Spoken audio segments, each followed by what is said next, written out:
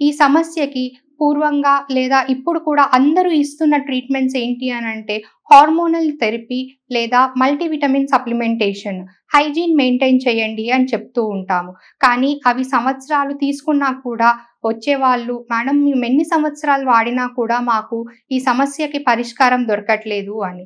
ఇప్పుడు మనకి అందుబాటులో లేజర్ వెజైనల్ రీజనరేషన్ థెరపీస్ ఉన్నాయండి. అదే ప్లాస్మా లేజర్ థెరపీస్ ఇస్తూ ఉంటాము. ఈ ప్లాస్మా లేజర్ వల్ల అక్కడ వాష్ ఔట్ అయిన ఎపిథీలియము, గుడ్ బ్యాక్టీరియా ఇవన్నిటికి మనము ట్రీట్మెంట్ ఇచ్చి వెజైనాలో గుడ్ బ్యాక్టీరియా గ్రోత్ అవ్వడానికి మనము రీజనరేషన్స్ చేసి ప్లాస్మా లేజర్ థెరపీతో ఒక 4-6 మంత్స్‌లో ఈ డ్రైనేజ్ సమస్యననేది మనము శాశ్వతంగా నిర్ధారించుకోవచ్చు.